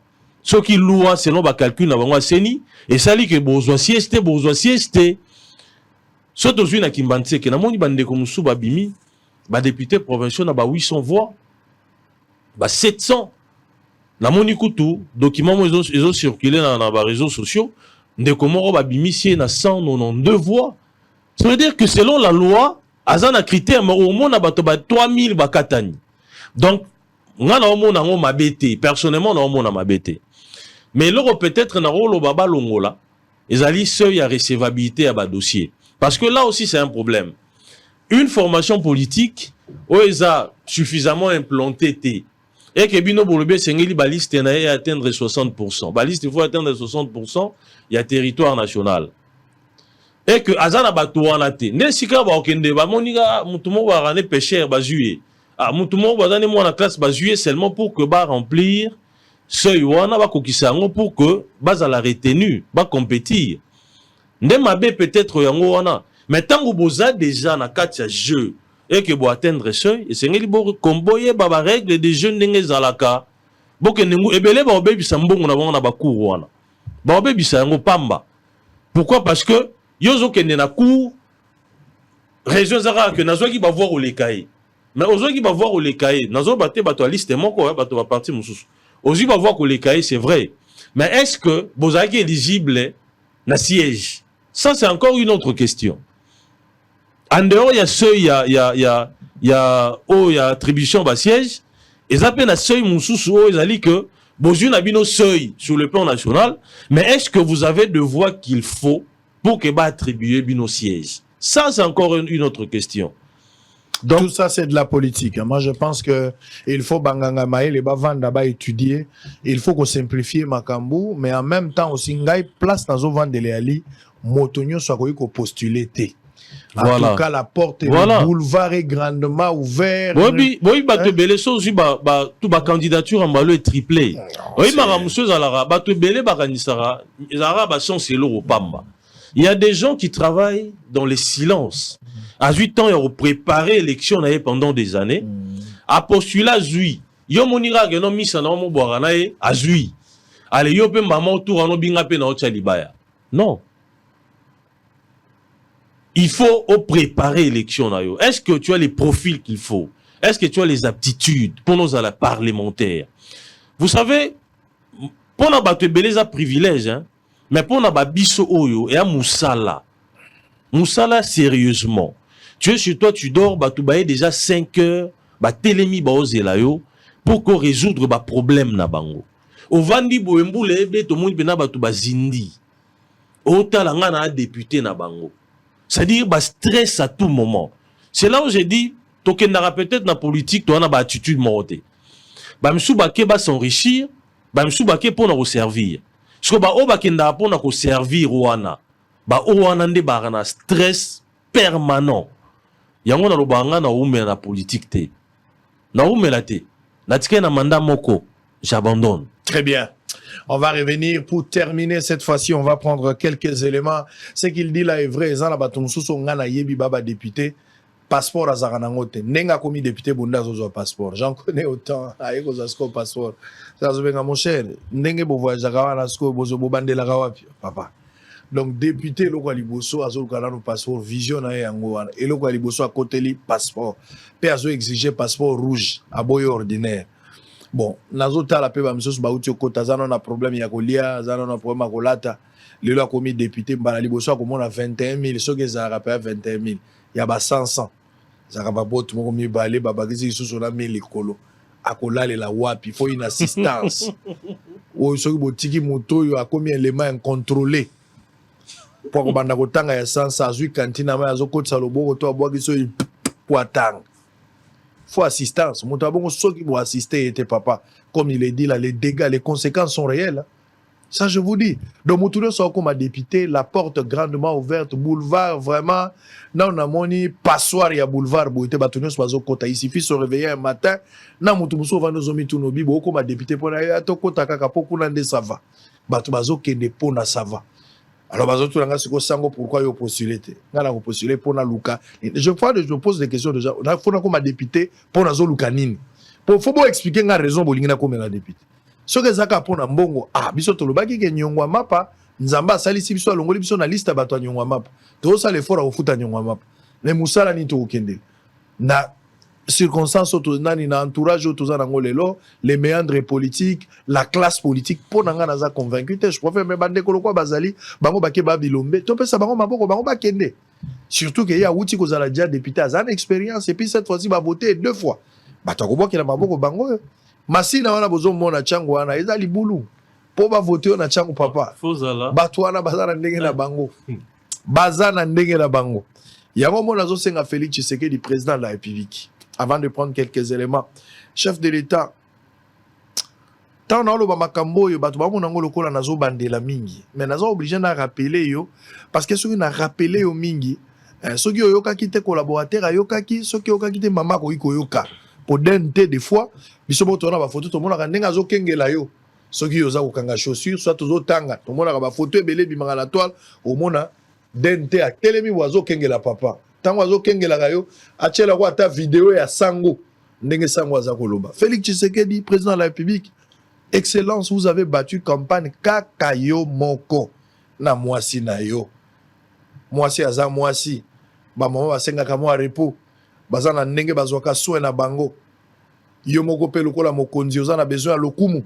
mais vous avez tout abandonné au Kotizamba na monio na Beni na monio na Butembo na monio na Iga Barrière na mono Boye na mono Bandundu Kananga okei epa ba électeur na Bumba oke na Bokungu Ikela oke na Makanja posenga bango bandimayo bato wana bavandi malgré ba promesse ya régime passé nyonso ekokisama kite se sont dit bon cette fois-ci toko pesa mutu wana confiance ba pesi yo confiance bazo zelanine justice équitable pour na bato nyonso ba pomba bazalate moto asali mabe bakangi so osali l'église osali cacho ba frère atetu fu bakangam la justice les gens ont des problèmes sérieux na justice lelo ba pauvre bazangi raison ba riche ne bato bazo gagner ba conflit parcellaire bato baza ba expert na Celiona na ministère à urbanisme et affaires foncières ko boto la ka bato mapango en complicité c'est tout un réseau avec des généraux avec des ministres avec des magistrats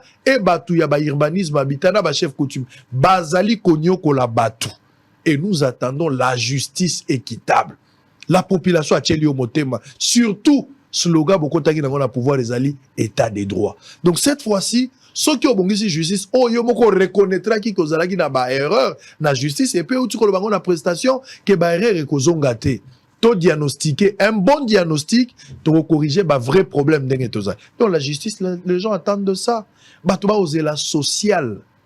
Les initiatives dont on parle ici, les entrepreneuriat, mais bateau de la sociale agriculture, ndenge yo moko lobaki, tolona, soki toloni, toko somba libanda te, toko bengana malade, mais bo fulu ki pe kozala kati na biso po toko banda pe koteka, tolona nano, tolona, soki toloni, avec une agriculture industrialisée, et on peut sabiso makasi. Bato ba kozela santé, ba kozela na armée, salaire et mata. Salaire à fonctionnaire et komataka ka soki toloni tozali côté qu'avec une bonne dose de politique makambo okende. Il faut batuba matambo onyo sona yo kobota yango te soki toloni te soki to transformer te lelo tozala ba or to na kuf to na nyonso lokwa bomengo na biso mais lokwa to transformer te bimakali banda izongela ka biso ezali pasi. Constitution, il y a des choses qui dérangent. N'allez pas interpréter, non, Israël est en train de dire qu'on va modifier la constitution. Cela ne dépend pas de moi. Ngapé na lobaki constitution, il faut modifier yango. Ezate po ezati sekete. Même à Izaki Kabila, il faut modifier la constitution. C'est ce que moi je soutiens. Mais vous allez libre. Moi je ne suis qu'un influenceur. Nakoki kolobananga likambo. Naza journaliste, nakoko pe sa point de vue nanga esili.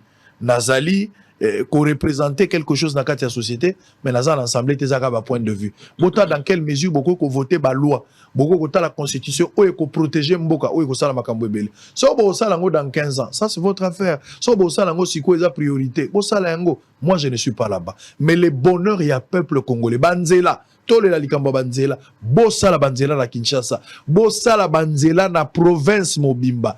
Tozali na besoin ya banzela. Banzela ezalité. Chef de l'État, M. Félix Tshisekedi. Yomoko kenang n'intérêt au moni pas si pour la gotambola nanzela.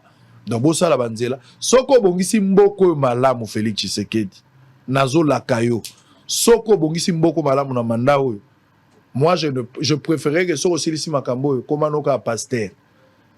Fongola église okozanga na place à kotia bandimi. Okozanga plapo batunyo so ba komande ba frère église na yo. Parce que ba komona o lobaki yango kokisi yango.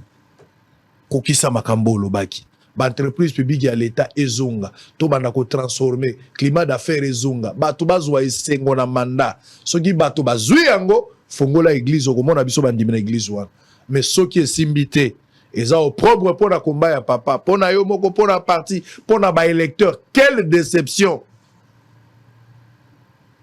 kozala moninga ya miibité lokola yo moko lobi na biso que les erreurs du passé ba conseiller na yo wana o batubele baboyaki ba ministre belé ba bakisaki osoni kamata batwana boaka bango na mer de l'oubli zala na batu ya sika bo salela principe ya 3C commander contrôler et corriger. Regardez ba réaction ya ba congolais na discours ya chef de l'état bango moko ba lobby yemoko chef de l'état lobaki mais ba congolais ba réagir. On va prendre ces derniers l'Oyaba élément, on revient, M. Tchibalabala va réagir aussi autour de ça et puis va donner aussi son point de vue par rapport à quinquennat chef de l'État, ce qu'il attend de ce mandat. On va terminer par là pour prendre Bazin Pembe. À tout à l'heure. Chers compatriotes, j'ai appris à communier avec vous et à mieux vous connaître dans ce qui vous anime autant que dans ceux qui constituent le lot de vos principales attentes et préoccupations. J'ai conscience des attentes que peuvent susciter le chômage, la création d'opportunités d'emploi pour les jeunes, les femmes ou encore les personnes vivant avec handicap.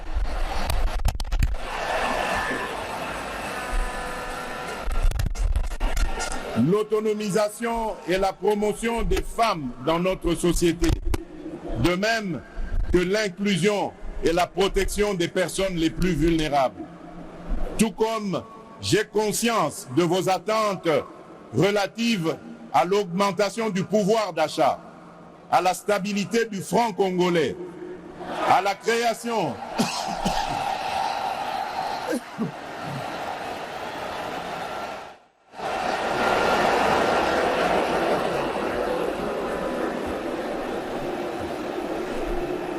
je disais, tout comme j'ai conscience de vos attentes relatives à l'augmentation du pouvoir d'achat, la stabilité du franc congolais, la création d'une véritable industrie qui pourra concourir à la réduction de la dépendance de notre économie aux importations, notamment celle des biens et des produits de première nécessité. Au-delà des questions relatives à l'emploi, à la cohésion nationale, à l'économie nationale et à la monnaie, le renforcement de l'État dans sa capacité à sécuriser la population et ses biens, à éradiquer l'activisme terroriste et les groupes armés qui sévissent dans la partie orientale de notre pays, à protéger avec plus d'efficacité nos frontières, à assurer la défense ainsi que la sauvegarde des intérêts de notre pays partout où ils sont discutés, sont là autant de sujets qui aujourd'hui nourrissent vos préoccupations. Au lendemain du discours d'investiture du chef de l'État, Félix Tshisekedi, axé sur 6 piliers majeurs pouvant faire renaître la nation congolaise, prononcé devant un parterre d'invités réunis au stade des Martyrs à Kinshasa, quelques Congolais rencontrés dans le riz de Kinshasa ont estimé renouveler leur confiance au président de la République pour ses seconds mandats et espèrent à un Congo prospère.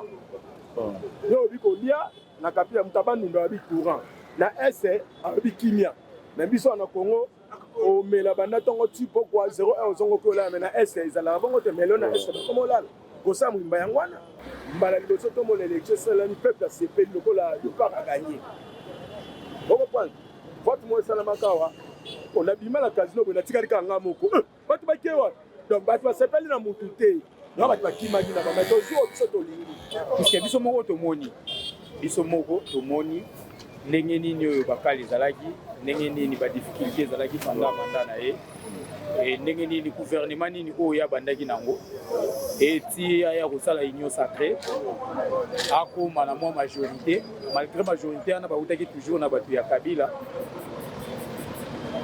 quand même tomoni moi ça va. Le premier mandat na yo na pena muyibi ndele kaki muyibi na muyibi. Mais le deuxième mandat on a fait la leader makasi. Deuxième mandat leader ezala. Toi tika na mama muyibi wana. Atika pe ko promettre na toujours promettre ka bosali yango toujours promettre. Wana nde atika. On ndenge ezali wana apo musane mboka biso sur le cas de voter biso so amoni ngo pena ke abotame ba voter hier. Donc asa ndi musala malamu. A changer deuxième mandat asa la mouton soit retrouvé ata mouké mouton soit lié bon tu peux ces chances ya za congolais quinois biso pe ba congolais ba quinois tu peux ces chances asa la. Ce deuxième quinquennat de Félix Tshisekedi semble susciter de l'espoir pour des milliers de Congolais afin que le pays de Patrice Emery Lumumba et d'Etienne Tshisekedi Wamulumba se mettent sur les rails du vrai changement, d'où certains compatriotes appellent au sens élevé du patriotisme de Félix Tshisekedi pour donner les sourires à ces peuples trop meurtris par des guerres. Honorable, pour terminer, Olandi Félix Tshisekedi, d'abord, toujours voir qu'elle est fleur ébellée, parce que 18 chefs d'État va prendre part et là où elle est l'olobité. Et puis, ma délégation, ma casse, stade de Tondi, où tout le monde a qui me samedi, n'a évité ce qui, même Ndoki, Azaro Sepelalobi, que cette fois-ci, les choses, Azo espérer que même Nakindoki va grader Gomata. Qu'est-ce que vous attendez du mandat, le second à qui, M. Tshisekedi, président de la République, le a eu confiance, il y a pas Congolais. Aux autres, c'est la nini, yo, le col électeur, pour représenter les électeurs. Ok. D'abord, Nanina Loba, laissons à retenir na triomphe, Yatata Mokonze. Allez-y. Ça, c'est vraiment un plébiscite. Hein? Il faut tout le bayango, élection oyo. Bolebi, moi, j'étais coordonnateur adjoint et la campagne à chef de l'État na Tchango. Coordonnateur principal est honorable Jonathan Ouattara. Ngande na landaki et puis na ba kolmande kumususu obadaki na liste wana. En tout cas, Mokonzi a facilité biso déjà musala. Oyebi tangu to vote après l'élection en 2019, je suis né, j'ai grandi, j'ai tout fait là-bas. Biso bato tozara bato a fati. tozara na batu na biso ba na difficulté ya otambola na baba sina on a surtout ba quartier 3 ba mapela ba chango wana so ba monika mutu na polo fati polo na nga me moi longa fati mukie ba agresser ba kati polo ezala ebongo ezala campagne ezala pré ba élection na ba bandeli wana nyonso. C'est-à-dire que Tchangou est considéré le roi chasse gardé, il y a la Mouka, il y a Fayoulou. Mais en tout cas, tendance est qui renversée.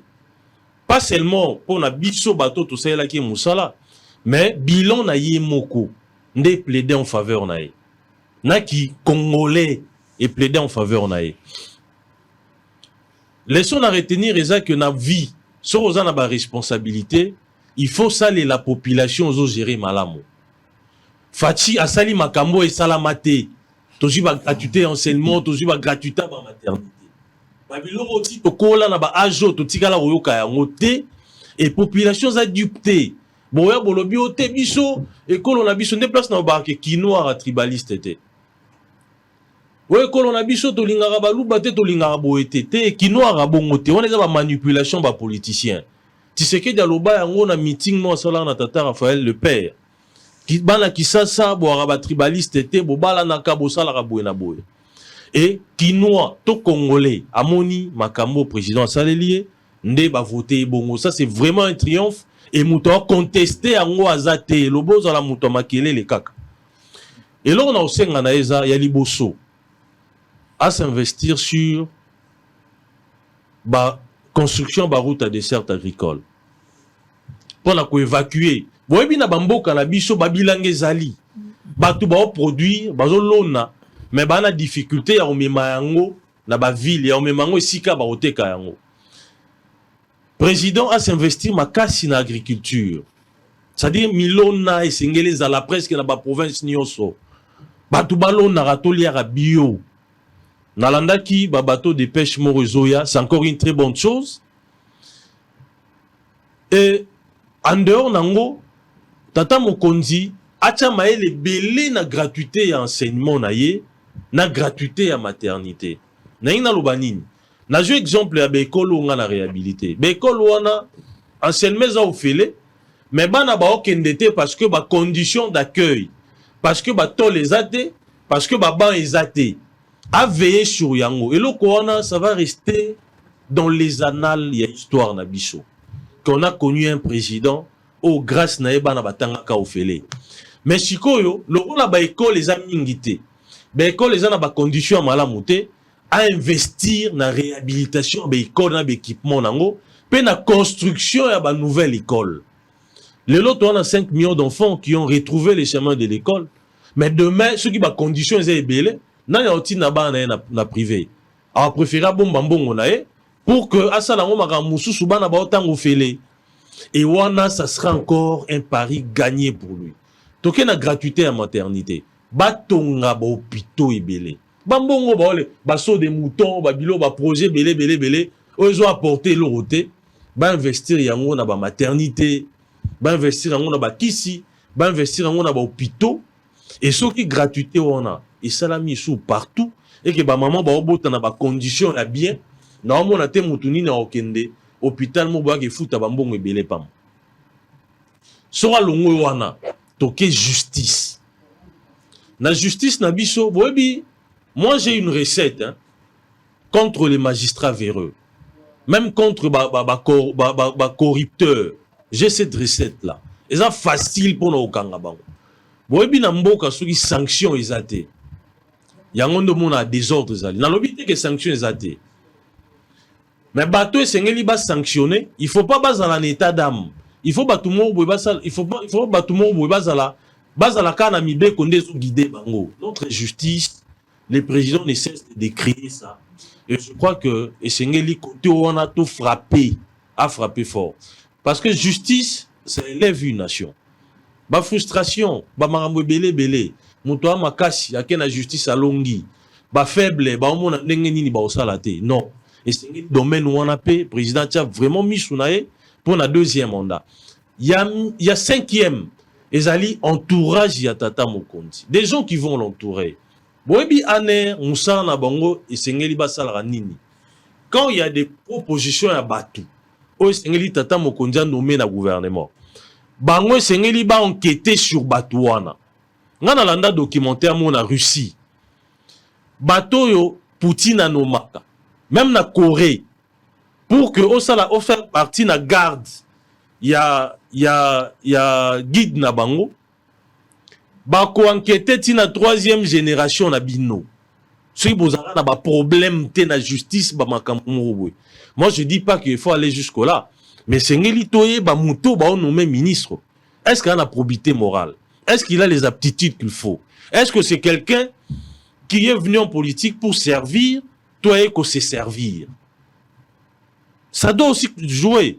Batunion so ba entourage de chef de l'État, des tourneurs, corrompus, maramounion so wana. Et je vais éclabousser un peu le président, qui n'est pas comme ça. Je connais le président, il n'est pas comme ça. Moi, je suis principe. Si on a soutenir Moutou, c'est que dans la conviction que Moutou a partagé des valeurs. Et le président a des valeurs, et c'est pour ça que je le suis. C'est pour ça que je le défends.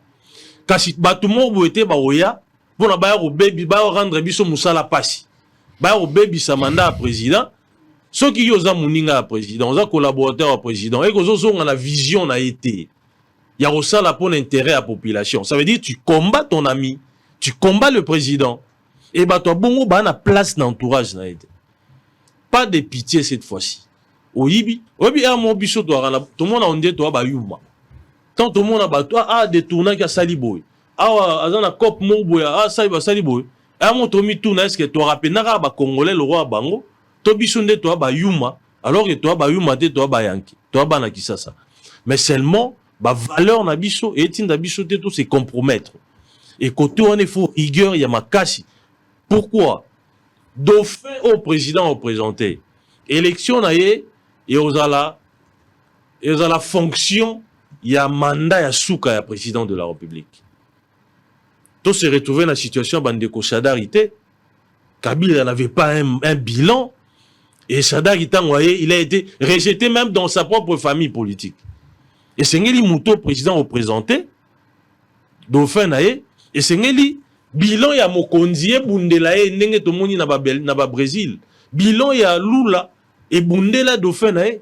C'est comme ça que ça doit se passer. Et Tozan a besoin, Batubaya au baby, c'est le président, mandat n'a été. Il est déjà dans les annales de l'histoire à Congo. Et c'est la côte à Penda dans le Panthéon. Et on va célébrer le rôle de Nzambete. Mais le rôle de Moutoumoko, président de la destinée en Bourgois, exceptionnel. Merci beaucoup. Alors, nous sommes arrivés à la fin. Électeur Nayo Foubazelani. Voilà. Électeur Nangaï et Sengeli, Bazela, Yaliboso. Tant que nous sommes dans le Parlement, toujours que nous bango pour un problème il y a ba canalisation à maï pour un problème il y a ba nzela na tchango pour un problème il y a insécurité ba kuluna. Nous avons une recette pour mettre fin à babilo roi. Moi j'ai réussi en tant que leader politique na besi kanga na vandi tolobela bango problème il y a réhabilitation à l'école officielle na tchango tolobela bango par rapport il y a formation ba la métier au félé na mibeko o biso toko initié na l'Assemblée nationale. Tolobela bango problème ya courant. Tolobela bango makambo ebele et biso pe to continuer na o tout ça la ka déjà. Ko lakisa ba maman ba papa ba bilenge métier au félé ndenge tout ça la yango. To continuer ko soutenir le femme au bazana ba activité commerciale pour l'autonomisation na bango, na ba formation na bango. To continuer kolobela belecteur na biso na ndenge to sala ki na mandat liboso et to kosala yango lisusu. Donc merci d'abord na ba voix ba pesaki biso balakisi que baza reconnaissant par rapport ya musalo to sali pendant 5 ans ba voter biso na national ba voter nga na provincial et na banza pour nga c'est une responsabilité eza le coup muté koza député. D'ailleurs, ici quand on va dans batunde na rana batu, parfois les gens s'étonnent. Ah, oza mukonzi, ah oza bo, na zande na zalaka.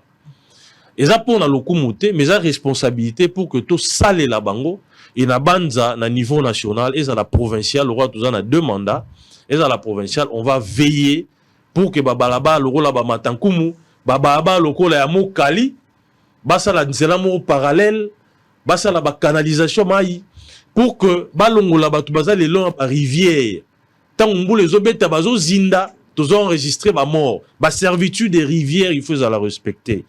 Biso na tchango sengeli bazongi c'est la biso train. Seul train de régler problème, il y a embouteillage, de régler problème, il y a transport. Parce que train, en gros, même 10 000 personnes dans Balamoko, et embouteillage, il y a la train. 15 minutes, 10 minutes, beaucoup de gare centrale, bozongi, et bon, on a que batu bando préféré train, que bazo rabami touka, or ça là, 1 heure, 2 heures, on a banzela. Donc, makamou ya ça, les allées belé, to aussi, sangonyo so awate, to boyi peto teka, plan na biso, parce que ba dongolo misu baza wana pona oyibaka makanisi na biso ko yiba makamu tozo sala. Donc bonne année na ba population na FT sur le basu que ozala to na ko continuer. Le basu que ozala parce que nangaki IDPS Elidia IDPS baza ko accuser bino na moi makambo belé. Ouais. Baza ko accuser ba bino élection ndenge salami. Il y a eu plus de nominations, on a eu des PES que bah vote normal. Na ville à Kinshasa un peu partout, c'est trop. Bon, Oebi Mutuso à Katani, il faut à la sportif pour la reconnaître des fêtes nae. Et ça, tu nous reconnaître te. Au moningande nazabo. J'ai été voté et na batoyi de PES et na babas na libanda. Je suis peut-être les seuls candidats de PES. Aux candidatures na Tchangu, ils avaient qui endossé na ba combattant yaï de PES. Et puis, tout le roi va bicho, soit un bimi député. Ça surprend personne. Parce que déjà, la population, bicho, ça va s'intéresser, on a plein députés provinciaux. Kolekana ba la mouka, kolekana ba toana nyos. Tout ça là, ba mars, ba 2021. Plein, ba deux nzela, on est kangami. Toana ba base, toana batu, qui nous aime, qui nous accompagne. Est-ce qu'ils ont été entretenus, cette base-là? Mais tout ce qu'on a bango na souka, biso to abatute wa babo ki sara batute, tozana bango na souka. Et ces gens-là étaient au four et au moulin. Ngana sali campagne bamboula, ozo mona batu, ba ebo sa la porte à porte bandimi bo pola na bango. To pola 2 fois na mboula. Et ba keyi pe opesi bango loroté. La sali plein na Sainte-Thérèse, na pesa batu mbongo te. Et lesquels la batu. Ce sont des gens autozarana bango, to lia kana bango. Baza, bamisu baye kolaripa na biso fele, bamisu to sungara na activité commerciale na bango etc. Et mutu le roi nga o douter na élection na ngandene. C'est-à-dire que ezape na bandeko babimi, ba honorable Laurent Bayeli. Bon, il y a un de peste, honorable Bayeli. Et balaki ka obima. Bon, honorable Laurent Bajekoko Mulumba. O douter na élection na ndenge nini. Jekoko mukolo kingabwa. Vous comprenez? C'est-à-dire que biso na batchangu wana, ba ebi que non, ce faut tanga ba leader, ti bala balazali. Parmi Moko Rosala, parmi Mi Balazali, parmi Mi Satwazali. Vous comprenez ce que nous avons contesté l'élection en Inde. Dire qu'il y a eu des nominations, nous avons dit parce que nous avons battu que na zona nationale, na zona provinciale. Au vu, il y a des PVO. Olanda qui Chilumbo, na Bosolo, Olanda qui est. Ah, ok. Pour Mosaïque, le roi Jekobe et Azouaki. Mais il y a des gens qui au cause de l'Osala qui va voir belé. Mais est-ce que l'électoral est acquis favorable na yo? C'est ça la grande question. Est-ce que vous êtes éligible na siège? C'est ça la grande question. Yo cause va voir belé aux 10 000. Mais peut-être liste na partie na bino. Parce qu'à un moment donné, avant de au Kabola ba siège, ba ça la sommation ba voix nyonso. O ya liste na bino. Ceux qui va partir mususu na sommation na bango ba l'équipe bino. Et que bino tant bazo attribuer ba siège. Bozu yangote malgré ba voix na yo. Yo lo ba ke non ba nommé ba tout ba sali boy. Non. Je crois que les droit na bango le plus subjectif yo ke na cour constitutionnel et seni aoya na ba preuve na e aola ki sandenge nini abimisa ki ba wana. Bon, dire qu'il y a une nomination moi en tant que juriste naro affirmer ngo boité. C'est vrai que moi ma ramouper à moi bosote zalaki mais je m'en tiens à n'a pas résultat à Seni. Plein succès pour un nouveau mandat. Mibale, tata ma passe. Vous avez son balai? Bon, tout ça la réunion, na l'équipe na biso na base. Tout à la place au on joue belé. Population, il y a tchangunde porté biso na national. parce que baza na besoin tous à la porte-voix na bango. Est-ce que c'est ngeto tika na masina toto kende chango parce que masina eza pe na chango. La bande soki population lobby que kende na national, to kende na national, je peux pas lobby que tika na provincial, to tika na provincial. Provincial ni mbongo za. Te problème eza ya mbongo te, on a ebisaka bato. Problème eza ya mbongo te, problème eza ya ko saler la population. Très bien. Voilà. Je voulais avoir cette réponse. On verra comment ça va se passer. So Kenya nani aza premier suppléant madame? Te ngana cha ba collaborateur petit frère na ngazate membre de famille azate ba collaborateur kaka. Premier suppléant c'était mon parcelle kaza collaborateur petit ka ya Masina. Deuxième suppléant et premier suppléant pe na provincial, c'est un collaborateur aza conseiller na cabinet, aza pe ka mo na Masina quartier 3. Pas un membre de ma famille na quartier 1 alors que c'était déjà gagné d'avance mon élection, je pouvais mettre quelqu'un de la famille moi si Tonini.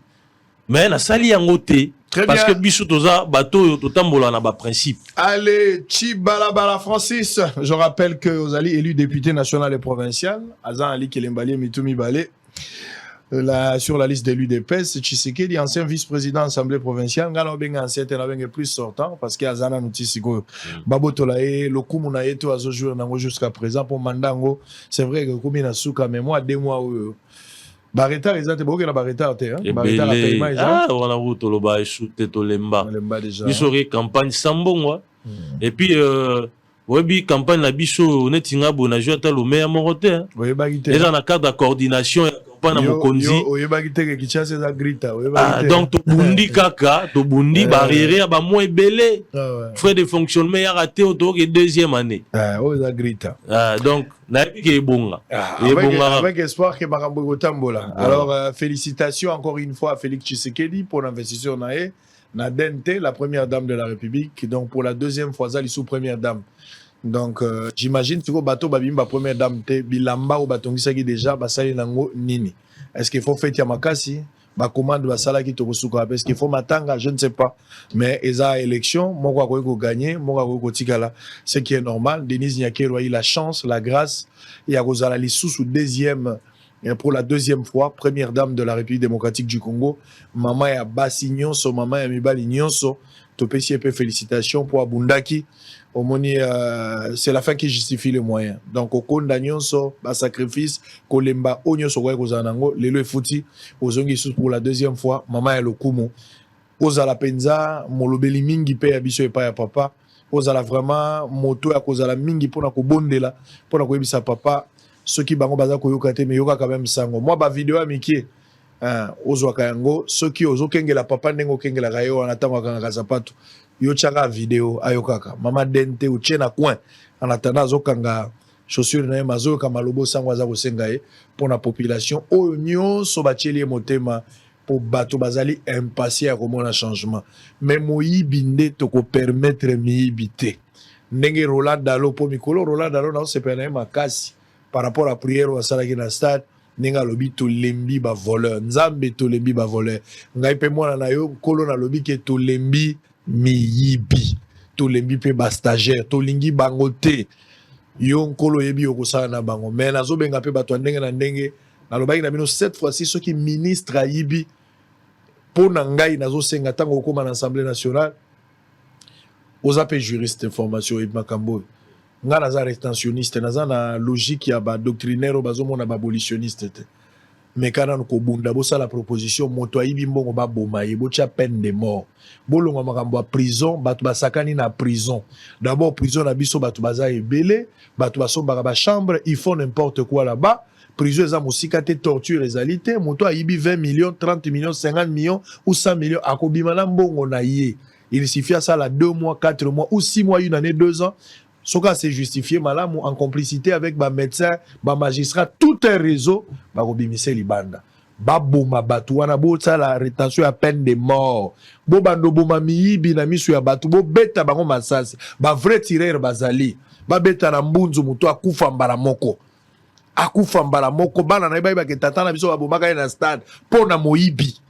tolembi kasho wana baza koyoka lisusu te. Il faut ko beta bato ba magistrat ba corrupteur. Oh moni magistrat moko azali aza moi magistrat véreux aza muto akopera. Ye magistrat wana kosakana na ete magistrat oyo penza botali dossier eza ba soupçon te.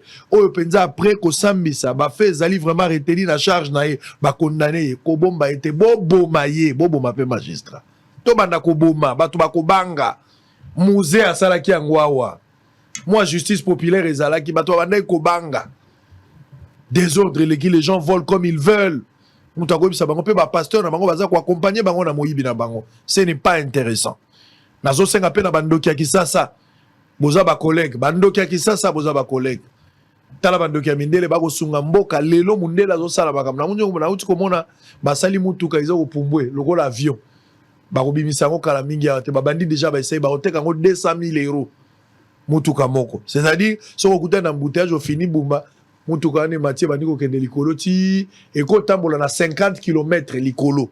Ti ekeko kita o continuer nzela. Donc chango nazo mona ngote, so na zuma mbongo na ngana ko se retrouver déjà na bakwango 50 km. Kindoki ya mundele. Mais biso lokwa bo umeli mingi na bambaso tout ça, bozala makambo na bino ndoki azo travailler pour na mboko yote, baninga na bino ba travailler bino boko sala kindoki teke to lamuki na tongo, to moni makadam, to moni érosion, bozala kindoki wana. Tikola sengi association ya bandoki. Bo s'associer na ngai pour na makambo ya mibi. Soki l'état sali na loi te ba ministre ba koyiba bambaso foko boakel. À partir ndaku kake penza ministre avant ndaka zo mona kake. To s'associer éveille la population et ko sala ke mibi ba kita. Tochak la mer nazo fongo la numéro moko ya sikasyo nzamba lingi na mois de février na kotia ngo numéro ya alerte et puis nazo luka programme moko ya sika na kotia na bosolo jour moko ekozala jour moko na semaine mais to kopesa ngo programme moko nazo intitulé kombo nango ekozala oyo peuple akanisi ou makanisi ya peuple bobando ya awa do ye penza na tongo ya olobi ngana ye koloba seke moi je pense mais bato bando lobaka pendant 5 minutes zero kozo ibisa chef de l'état o solo na mokonzambo o solo ba ministre mais pendant 5 minutes oyo lobi makamono OK to bando zolem sous 10 personnes na jour ezaka kapona koloba bozo obligé ngana zalate et kozala programme ko sans présentateur mais bato azolo ba chef de l'état bazolo ba na ministre to banda programme na mois de février na lingi batunyo so ba dénoncer ko banga elo côté soki tozali éveillé to ko de bande ko nanga ba journaliste n'accompagnez pas des politiques voleurs muto ayibi mbongo na ye ebele ayibi 10 millions ayibi 40 millions mais il vous donne de 500 de 1000 dollars boye bo bando salele ba article pour les défendre des journalistes nous sommes 4e pouvoir na mboko yo soki to telemi politicien akozonga sima des journalistes ba ONG to longwa na corruption total mboko to lingango les choses vont aller de l'avant et puis participation et la population. Joyeux anniversaire à toi, un ami à moi. Il est prophète jeune. À la église na fait tabera na matete. Il s'appelle Boom Crash Mpoati. Les lois a 50 ans. Il n'est pas comme Jésus, c'est Jésus qui reste l'ami fidèle, mais c'est un ami de tout le temps aussi.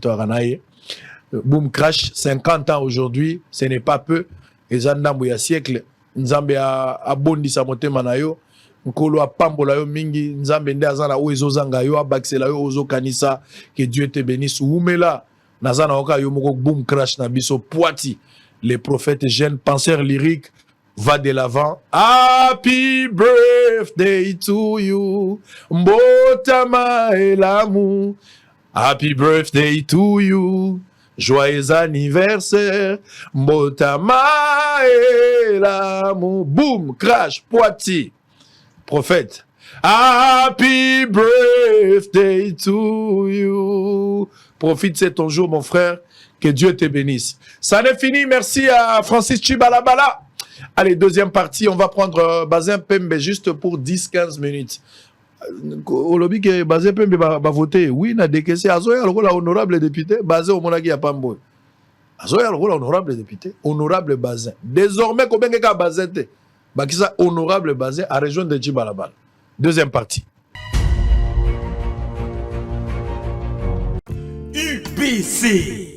UBC Université belgo-congolaise et opérationnelle à Kinshasa. À côté des facultés déjà existantes, sciences sociales, économie et gestion, développement communautaire et environnemental, droit. L'UBC ouvre une faculté de santé publique et une grande faculté de médecine aux atouts innovants. UBC. Avec ses nouvelles tours jumelles, l'UBC fait de son cadre le meilleur à la mesure de ses ambitions. Pour une carrière réussie, pour faire de vous des perles rares des entreprises, l'UBC met à disposition une ferme agro-industrielle, une bibliothèque bien enchalandée, une salle d'informatique à la pointe du numérique, un cabinet d'assistance juridique et un hôpital performant doté des laboratoires d'analyse médicale aux standards actuels. Une télévision moderne bien équipée. UBC. Avec ses professeurs visiteurs et maîtres des conférences, l'UBC octroie des bourses à ses lauréats et assure les suivis du cursus du 3e cycle à l'étranger. UBC. Inscription rue Louosi, numéro 7 à 13 à Kassavoubou, en face du carrefour des jeunes. Téléphone 00243 81 60 00634 00243 90 61 61 088. UBC. Une œuvre signée l'ambassadeur Mathieu Mobindi. Mathieu Mobindi et le centre belgo-congolais. Hôtel Saphir, un bijou au standard international en plein Matongé, au grand carrefour de Kinshasa. Plusieurs catégories de chambres, bureaux et appartements climatisés avec Wi-Fi et TV n'a faux prix. Petit déjeuner y compris dans son restaurant aux spécialités variées avec réduction des prix pour Naba client Oyuba Fandina Hotel. Ascenseur ultra moderne, disponible en permanence 24h/24, vous amène à tous les niveaux. Yaboina Matongé et Salaté. Notre adresse A4 Ikelemba, quartier Matongé, commune des Kalam. Téléphone 084 710 99 99 081 600 8000. Hôtel Saphir, beau cadre, bel emplacement, bon prix et beaucoup d'avantages. Bienvenue à tous.